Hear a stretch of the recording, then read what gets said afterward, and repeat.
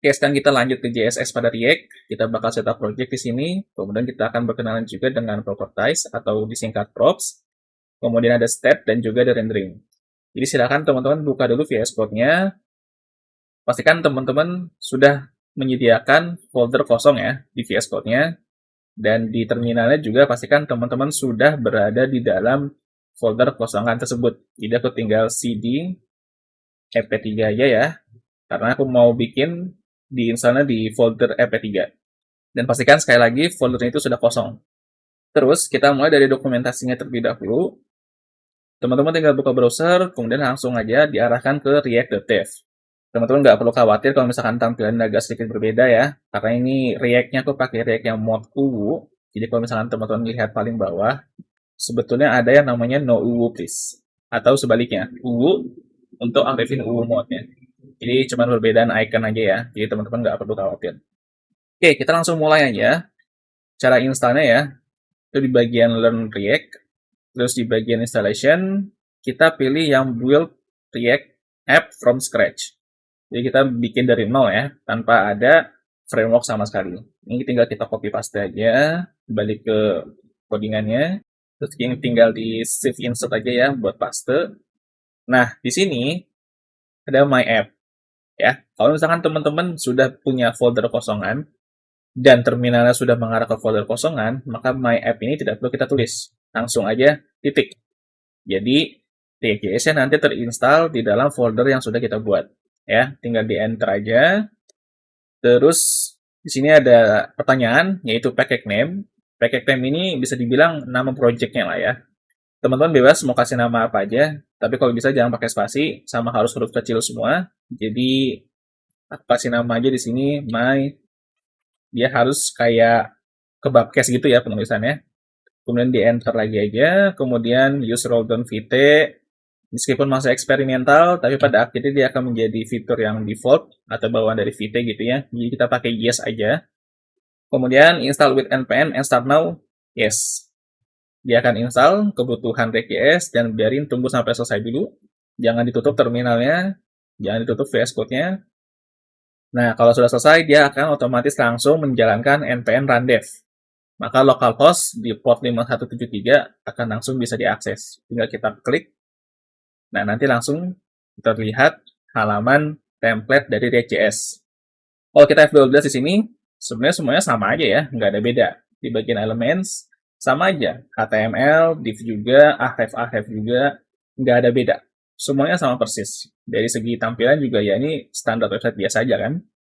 Dan kalau kita klik, oke ini count-nya nambah. Jadi kayak website biasa aja kan sebenarnya. Nah, yang membedakan adalah di sisi pengembangannya aja, atau sisi developernya aja. Kalau kita balik ke codingannya lagi, nah kita buka folder yang udah kita install tadi, maka isinya seperti ini. Biasanya kalau kita mulai membuat sebuah website, itu kan pasti menggunakan HTML atau nggak PHP gitu kan. Cuman karena di sini kita menggunakan React.js, kita nggak pakai PHP, kita pakainya JSX yang berada di folder src ini. Ya, di sini ada komponen app.csx ya. Ini halaman defaultnya tadi. Ini aku tutup dulu terminalnya. Nah, bisa dilihat di sini ya, kurang lebih codingan React nanti seperti ini. Ya, kita nggak otak-atik index.html sama sekali. Ini biarin aja. Dan kita nggak akan bikin file HTML sama sekali. Jadi semuanya akan dibuat dalam bentuk komponen berupa ekstensi JSX. Teman-teman bisa lihat ya di sini, di halaman defaultnya, sudah ada state, tapi belum ada property atau props-nya. Kita mulai dari state dulu berarti ya, biar teman-teman paham. Jadi state adalah sebuah variabel di dalam sebuah komponen. Ya, jadi function app ini sampai bawah sini, sampai export default, ini juga termasuk ya importnya. Jadi satu file app.jsx ini, itu bisa dibilang satu komponen. Kemudian, nama fungsinya itu pasti selalu sama dengan nama komponennya. Ini sebagai penanda bahwa fungsi ini adalah fungsi dasar dari sebuah komponen app, yaitu nama fungsinya adalah app. Nah, di dalam komponen ini terdapat variabel khusus, yaitu disebut dengan state. Ya, state ini. Nah, state ini itu nggak bisa diubah sembarangan. Ada caranya. Jadi contohnya di sini kalau kita balik ke browser, teman-teman bisa lihat ya, counter bisa nambah kalau buttonnya kita klik. Itu karena di bagian buttonnya, di sini sudah dikasih on click. Kemudian dikasih fungsi Ini menggunakan JavaScript ECMAScript 6 ya, pakai arrow function, kemudian diatur setCount-nya nambah 1 setiap kali buttonnya diklik ya. Nah, ini sebetulnya sama aja kayak JavaScript vanilla ketika kita akan melakukan selektor menggunakan kelas atau menggunakan ID ya, terus diarahkan ke buttonnya, terus kita kasih callback gitu ya, on click misalnya gitu, kayak begini misalnya, document.get element by ID misalnya kan, nama ID-nya apa, misalkan button ID gitu ya, terus kita kasih misalkan on click gitu ya, terus kita kasih di sini function, terus kita kasih event di sini kan sebagai callback buttonnya, terus kurung perawal, habis itu kita bikin di sini on tambah sama dengan 1 gitu kan, biasanya begitu kan kalau JavaScript vanilla.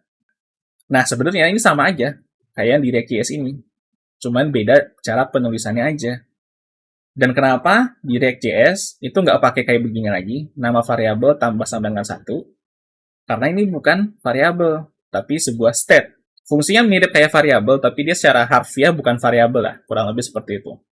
Jadi, kalau misalkan teman-teman ubah di sini, ini aku hapus dulu ya, sebagai contohnya tadi, ini aku hapus. Terus di sini, aku nggak pakai setCount, tapi aku langsung aja, count tambah sama dengan 1, terus kita save, kita balik ke browser, ini nggak jalan. Ya, ini udah aku klik loh. Ini udah aku klik, nggak jalan. Karena yang di mic nggak ya? Nggak tahu deh. Pokoknya udah aku klik dan ini nggak jalan. Kenapa nggak jalan? Karena state yang dideklarasikan di dalam sebuah komponen sudah dikasih setter sama getter. Variabel awal ini bisa dibilang sebagai get. SetCount-nya ini bisa dibilang sebagai setter. Ya, jadi kalau misalkan teman-teman belum pernah dengar istilah setter getter, jadi kita nggak bisa langsung mengolah sebuah variabel secara langsung gitu ya. Kita harus menggunakan setter getternya. Setter getternya inilah yang harus kita pakai untuk mengakses dan mengubah nilai dari state yang sudah kita deklarasikan. Di sini bisa teman-teman lihat useState dalam kurung 0. Jadi bisa dibilang kita mendeklarasikan sebuah state bernama count dengan nilai defaultnya adalah 0. Dan di sini kita langsung atur setternya untuk mengubah nilai dari state count atau variable count ini. Mungkin teman-teman mau nanya, kenapa kok count-nya bisa berubah nilainya? Padahal di sini ada cons. Nah, cons-nya di sini itu bukan untuk mengubah atau membuat state count-nya ini menjadi variabel konstanta, bukan. Tapi melainkan menjadikan state-nya ini sebagai nilai konstanta. Ya, kenapa demikian? Sekali lagi, React.js punya virtual DOM-nya sendiri. Yang itu berarti kita harus ngikutin perilakunya React.js kalau kita ingin melakukan sesuatu. Nah, salah satunya adalah state ini. Jadi caranya si React.js untuk mengubah sebuah nilai pada state dari sebuah komponen itu harus menggunakan setter dari state yang sudah dideklarasikan. Ya sebenarnya nggak mesti set count, bisa aja teman-teman update jadi update count gitu. Boleh dikasih nama update count atau misalkan ubah count gitu, boleh. Tapi aku nggak sarankan, sebaiknya teman-teman biasakan mengikuti best practice-nya dari React.js sendiri, yaitu set nama state. Jadi katakan di sini nama state-nya. Nah, jadi apapun nama state-nya pasti selalu diawali dengan set. Kalau misalkan teman-teman mau mendeklarasikan setter untuk state-nya. Ini aku balikin jadi count ya, set count, karena memang nama state-nya tadi count. Terus di sini aku balikin lagi, set count tambah 1. Coba kita save dulu ya, kalau nggak salah seharusnya nggak kayak gini deh penulisannya. Count, nah count-nya nambah ya, berarti sama aja nih, nggak ada masalah berarti ya. Karena kalau nggak salah tadi penulisannya nggak kayak gitu.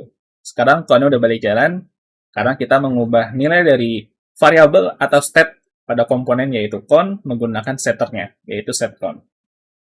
Jadi itu ya teman-teman untuk bagian state. Sekarang kita masuk ke bagian props-nya. Kalau state itu variabel di dalam komponen, kalau props itu bisa dikatakan variabel yang berada dari luar komponen.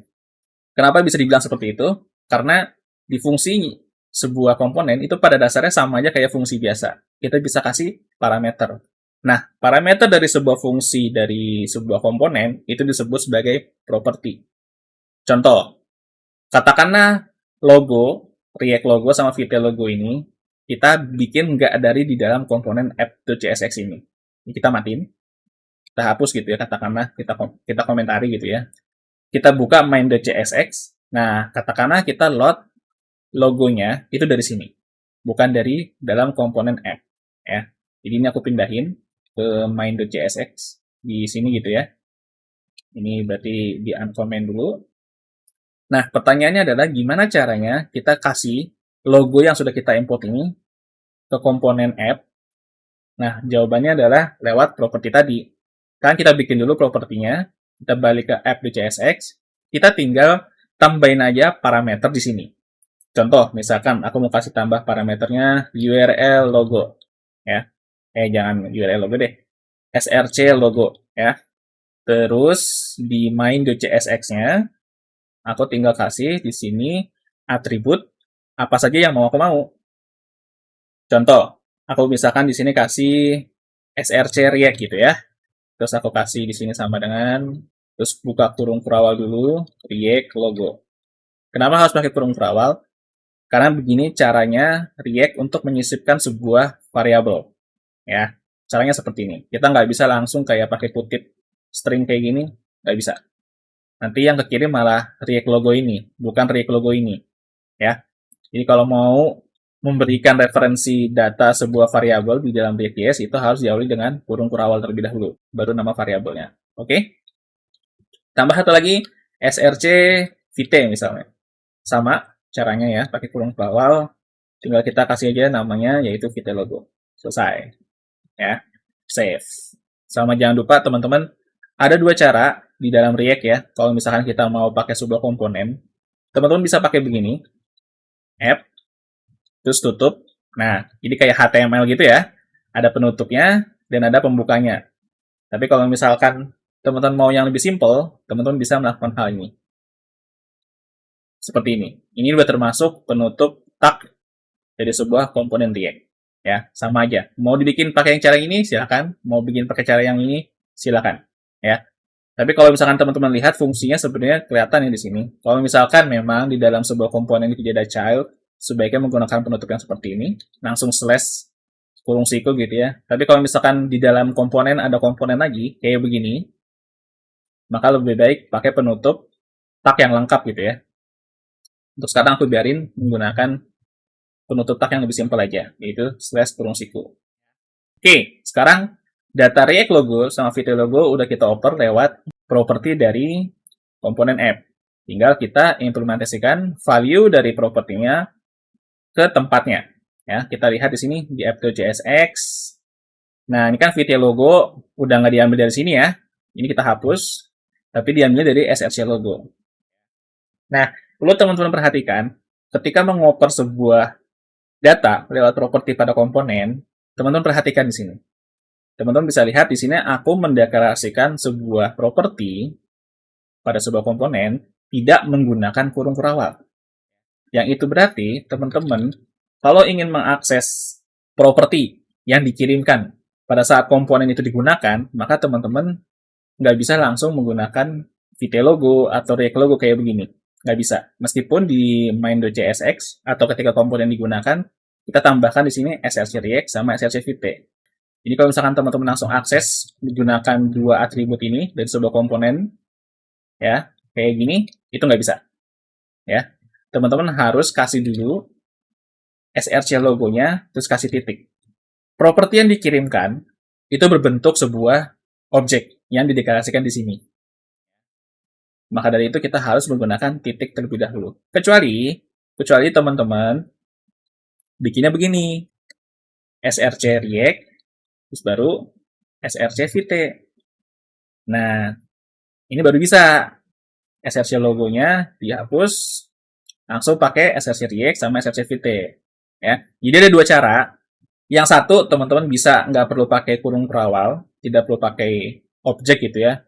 Dikasih dulu misalkan URL logo gitu, atau src logo ya misalkan, terus tinggal teman-teman akses yang dikirim propertinya menggunakan titik seperti ini, itu nggak masalah. Itu cara yang pertama. Sama satu lagi, caranya seperti ini. Nah, apa yang membedakan? Yang membedakan adalah simpelnya begini. Kalau teman-teman pakai kurung kurawal, maka ketika menggunakan komponennya, ini harus sama namanya. Atribut dari komponennya. Jadi setiap kali teman-teman membuat sebuah properti, komponennya itu menjadi tag HTML yang memiliki atribut. ya, yaitu atributnya adalah src react sama src vt. Nah, kalau teman-teman menggunakan kurung kurawal, maka nama atributnya ketika komponen digunakan itu harus sama persis kayak yang teman-teman deklarasikan di sini. Kalau di sini teman-teman tulis src react, src vt, maka harus sama persis namanya. Kecuali kalau teman-teman tidak menggunakan kurung kurawal dan teman-teman menggunakan satu parameter aja gitu ya, atau satu properti aja, yaitu di sini src url, maka teman-teman bebas mau memberikan ini apa aja. Misalnya kita tambahin satu lagi, src order gitu. Ya, misalkan di sini string aja deh, facebook.com misalkan. Ya, maka di sini kita tinggal akses yang untuk logo React tinggal src url, terus kasih titik, yang vt juga sama, ya kan? Terus katakanlah URL Facebooknya juga mau kita tampilin gitu ya di sini. Tinggal kita kasih kurung kurawal lagi, src url dot order URL misalnya. Ya, benar kan ya order URL ya? Oh, bukan, src order, sorry. src order. Jadi kalau kita save, balik ke browser, logonya sama aja, tapi jadi facebook.com. Kenapa jadi facebook.com? Ya karena kita ubah tadi ya. Dan teman-teman bisa lihat di sini, kalau kita balik ke codingan, betul-betul sumbernya semuanya dari src URL ini. Ya, jadi kalau misalkan teman-teman tidak menggunakan kurung kurawal, maka teman-teman tidak perlu mendeklarasikan atributnya sama persis. Bisa dibilang atributnya jadi unlimited lah. Teman-teman mau tambahin lagi misalkan src Instagram gitu, src IG misalnya gitu, terus kita kasih di sini instagram.com gitu, juga bisa. Jadi tinggal misalkan yang src order ini kita ganti jadi src IG, save, balik ke browser, jadi instagram.com ya. Seperti itu. Kita balikin dulu kodenya ke default lagi ya. Kita nggak perlu nampilin URL apapun. Dan di sini aku mau ganti jadi pakai kurung kurawal aja. Jadi cukup src react sama src vt saja. Dan ini aku nggak perlu pakai objek awalan lagi ya. Langsung ke src react sama src vt. Nggak ada masalah. Ya, logonya tetap ada.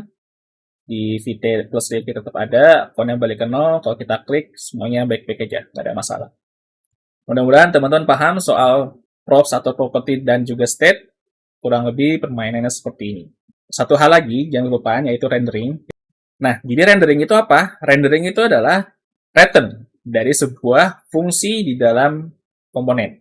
Nah, segala sesuatu di dalam return ini disebut render. Ya, jadi bisa dibilang output dari sebuah React.js itu rendering sebuah HTML. Ini disebutnya render.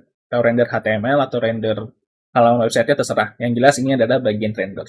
Ya, jadi cukup dulu. Ini karena videonya lumayan panjang. Mudah-mudahan teman-teman nggak overwhelming. Cukup banyak banget ya yang aku jelasin meskipun cuma step dan prop saja. Mudah-mudahan teman-teman paham. Semangatnya nggak loyo juga. Karena kita masih ada banyak sekali ya yang harus dipelajari. Nggak cuma ini aja. Kita akan bahas soal event handling. Untuk on-click mungkin tadi sudah kita coba ya. Di episode selanjutnya kita akan coba on-chain, on-submit, dan juga passing props. Ya, passing props ini lumayan penting. Karena bisa dibilang dengan passing props ini, komponen yang terdapat dalam React itu bisa saling berkomunikasi. Ya, semua itu akan kita lakukan di video selanjutnya.